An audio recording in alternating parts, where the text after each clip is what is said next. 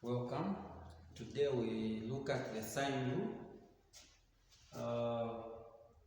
Previously we looked at trigonometric ratios and we said those can only be applied if at all the triangle that you are looking at is a right angle triangle. Now in case the problem you want to address, if it's a non-right angle triangle, one other method that you can look at is known as the sine rule. Now the question is, when do you use the sine rule? So you can use the sine rule if at all when you look at your triangle you find that you are given two sides and a non-included angle, two sides and a non-included angle, and then the second condition is when you are given two angles and one side, then it means you can use the sine rule. Now this is how the sine rule is. Let's say we have this angle, that's angle A. We also have this one as angle C. Then of course this side is side C, this side is side A. I'll do this. Let's say we have a height there.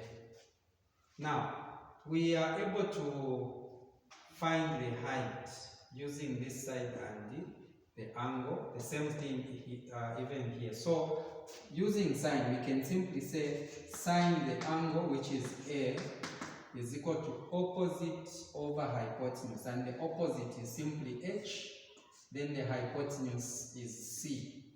Then if we cross multiply, H is simply equal to C sine A. Let's keep that one as 1.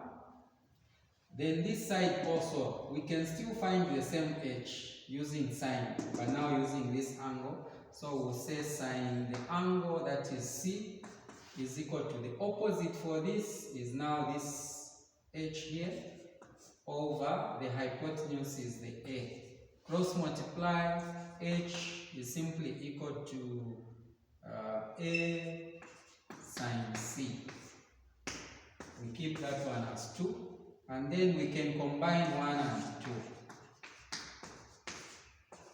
So 1 and 2 will give, since this is H, this is H, these are equal, so we can safely say this H is equal to that H. So if this H is equal to that H, we can say C sine A is simply equal to A sine C. Then we'll divide through by A and cancel, then we will later on divide by C and cancel. So in short, we will say divide by sine A sine C, so that we do it at the same time. Then here sine A sine C. So if we cancel this, we are remaining with C over sine C, which is equal to there also. If we cancel sine C, we are remaining with A over sine A. So this is what we call the sine rule. So in general,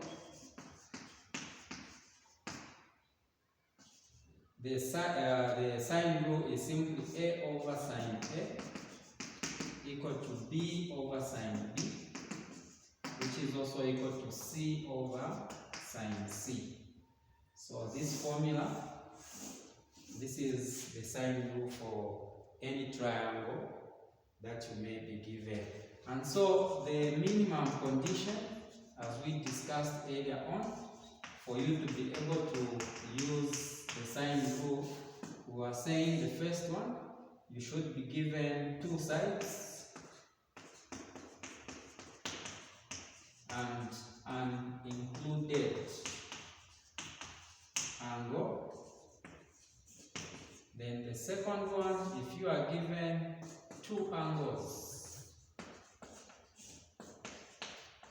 and one side, you should be able to use the sine rule. But when you talk about an included angle, it's in this situation. Let's say if you have here not an included but a non-included, two sides and a non-included. Okay, included angle is simply an angle like if we have this side and this side, the angle in between the two sides given is called an included angle. So if we say non-included, it should be any other angle, not the one that is in between the two sides. So the case is this one, where we have this side, that side, and then the angle is here. This is non-included. The same with that one, it's non-included. So if you are given two sides and one non-included angle, you should be able to solve the triangle, meaning you can calculate all the missing sides, all the missing angles in that particular triangle. So this is where the formula has come from. This is how we derive the formula. We'll look at examples in our next lesson. Thank you for watching.